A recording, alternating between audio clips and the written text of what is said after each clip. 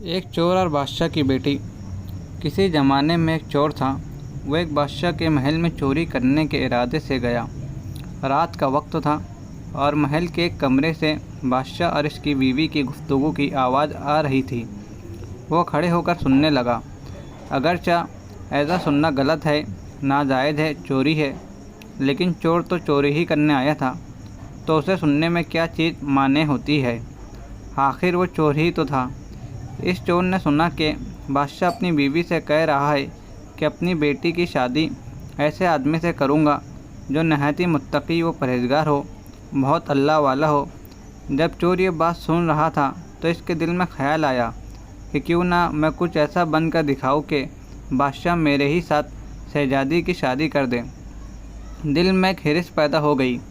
اب وہ چور چوری کرنا بھول گیا، لیکن دھوکہ دینے پر اتر آیا اور گھر جا کر بہت دیر تک سوچنے لگا کہ کس طرح میں اس بات میں کامیاب ہو سکتا ہوں۔ پھر ایک تدبیر اس کی سمجھ میں آئی کہ بادشاہ کے محل کے قریب ایک مسجد ہے، اس میں جا کر بزرگانہ لباس پہن کر اور ان کی وضع و قطع اختیار کر کے وہاں دن رات عبادت میں مشغول ہو کر بیٹھ جاؤں تو شاید یہ بات بادشاہ تک ضرور پہنچیں گی کہ کوئی آدمی یہاں ایسا متقی پرہیزگار ہے جو دن رات اللہ کی عبادت میں مصروف ہے۔ تو ہو سکتا ہے کہ بادشاہ کی نگاہ میرے اوپر پڑ جائے اور میں شہزادی سے شادی کے لیے چن لیا جاؤں۔ یہ اس چور کا ایک نہایت ہی حقیر اور ذلیل دنیاوی مقصد تھا جس کے لیے اس نے یہ ارادہ کیا۔ پھر اس نے اپنے پروگرام کے مطابق بزرگانہ لباس و پوشاک وضع قطع اختیار کر کے اس مسجد میں جا کر نمازوں پر نمازیں، ذکر و تلاوت، مراقبہ سب شروع کر لیا۔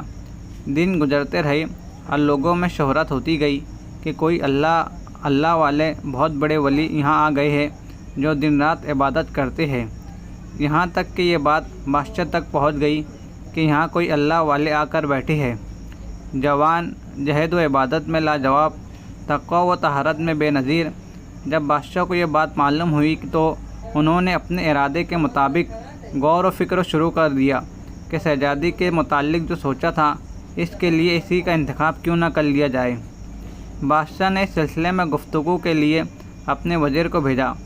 وزیر اس شخص کے پاس مسجد پہنچا اور باادب ہو کر اس سے کہا، میں آپ کی خدمت عالیہ میں بادشاہ کی طرف سے ایک پیغام لے کر آیا ہوں۔ اس نے پوچھا کہ کیا پیغام ہے؟ وزیر نے بتایا کہ بادشاہ نے کئی سال پہلے یہ فیصلہ کر لیا تھا کہ وہ اپنی بیٹی کا نکاح ایک ایسے شخص سے کریں گے جو بڑا متقی و پرہیزگار ہو، اللہ والا ہو، اور اسی کی تلاش میں تھے۔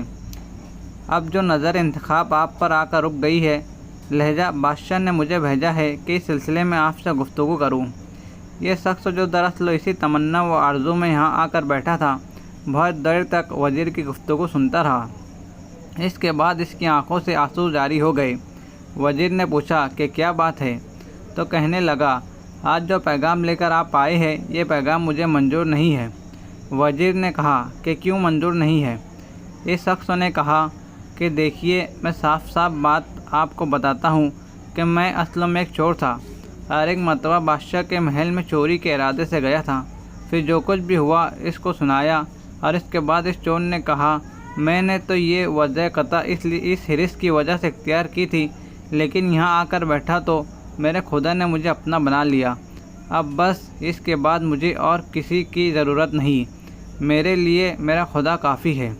بے شک جب عبادت ہو جائے، نماز ہو جائے، ذکر ہو جائے اور ہماری دیگر عبادتیں واقعی عبادتیں ہو جائے تو بے شک یہ نمازیں اور عبادتیں انسان کو برائیوں سے روکتی ہے۔